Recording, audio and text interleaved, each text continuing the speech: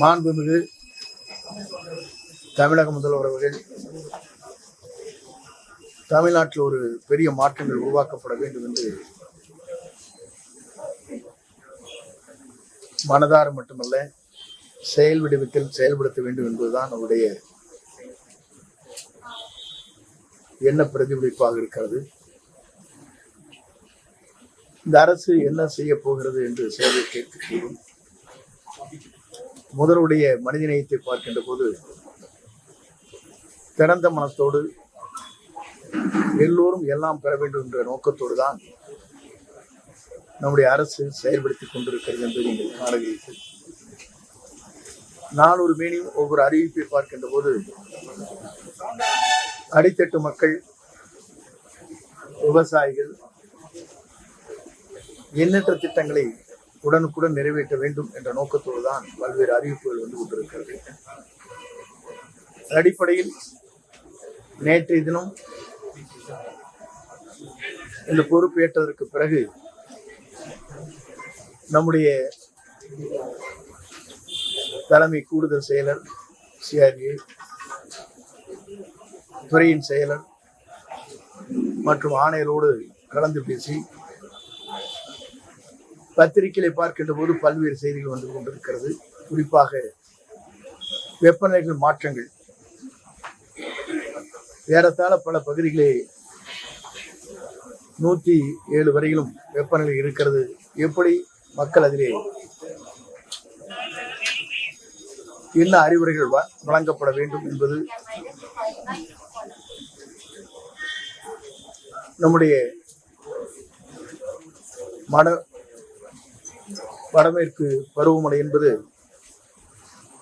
இன்னும் ஒரு வார காலத்தில் தென்கிழக்கு பருவமழை ஒரு வார காலத்திற்குள்ளே வரும் நிலையில் அதை எப்படி எதிர்கொள்வது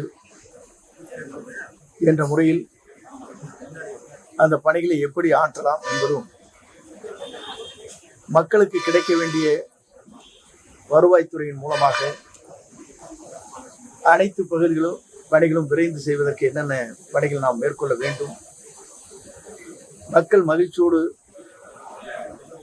நம்முடைய முதலமைச்சரை பாராட்டுகின்ற அளவிற்கு இந்த துறை செயல்படுத்த வேண்டும் என்ற நோக்கத்தோடு தான் இந்த கூட்டம் இங்கே கூட்டப்பட்டிருக்கிறது. இது பல்வேறு கருத்துக்கள் பரிமாறப்பட்டிருக்கிறது.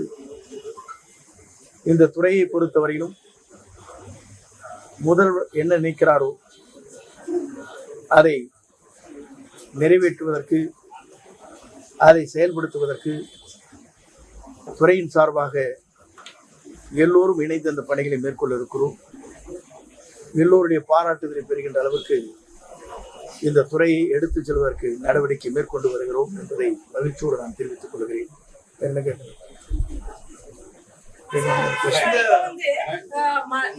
இந்த டைம்லயே வந்து நிறைய பவர் கட் அதிகமா இருக்குது. மழைக்காலங்கள் போன்ற நேரத்துல இன்னும் அதிகமா இருக்கும். அப்ப இந்த துறையும் மின்சாரத்துறையும் எந்த அளவுக்கு இன்னும் சரியா செயல்பட வேண்டிய தேவைகள் இருக்குது? இந்த பொதுவாக மழை காலங்களில் எப்படி மின்சாரத்துறை இயக்க வேண்டும் என்பது மின்சாரத்துறையினுடைய அமைச்சர் அதற்கான பதிலை கொடுப்பார்கள். நீங்கள் சொன்ன கேள்விகளுக்கு அந்த துறையின் அமைச்சரோடு கலந்து இது போன்ற தடைகள் வராமல் பார்த்துக் கொள்வதற்கு முதலமைச்சருடைய ஆணையை பெற்று நடவடிக்கை மேற்கொள்ளப்படும். சார், இப்ப பள்ளிகள் திறந்து கல்லூரிகளுக்கு போகிறாங்க மாணவர்கள், அவர்களுக்குரிய சான்றிதழ் கிடைக்க என்ன நடவடிக்கை எடுக்கிறோம்? நிறைய சான்றிதழ்கள் வந்து வருவாய்த்துறையில் தேக்கமா இருக்கு. அது எப்படி விரைவுபடுத்தணும்? பள்ளிகளுக்கு செல்கிற, கல்லூரிக்கு செல்கிற குழந்தைகள் அனைவருக்குமே ஒரு ஆணை பிறப்பிக்கப்பட்டிருக்கிறது.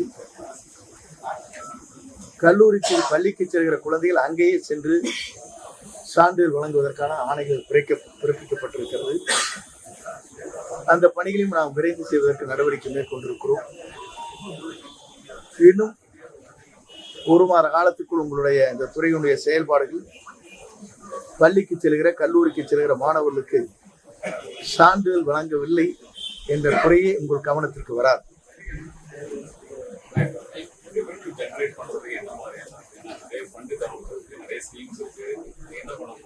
அதை பொறுத்தவரையிலும் நிதித்துறை பல்வேறு ஆலோசனை சொல்வார்கள். முதலமைச்சரிடத்திலே உங்களுக்கு தெரியும் எங்கெங்க லீக்கேஜ் இருக்குன்னு. லீக்கேஜ் சரி பண்ணா போதும். துறையில் இல்லை, எல்லா இடத்துலையும் நீங்கள் பார்க்க கூடும். ஏன்னு சொன்னால் நிதி சிந்தாமல் சிதறாமல் துறையின் சார்பாக செயல்படுகிற போது இது போன்ற குறைபாடுகள் நீங்கள் சொல்வதைப் போல அதை நிவர்த்தி செய்ய முடியும் என்பதுதான் நம்முடைய முதலமைச்சருடைய கனவு. அதைத்தான் அவர் விரும்புகிறார். அவருடைய எண்ணங்களை நிறைவேற்றுகிற பணிகளை நாங்கள் அனைவரும் அந்த துறையின் சார்பாக நிறைவேற்றுவோம். சார், வருவாய்த்துறையில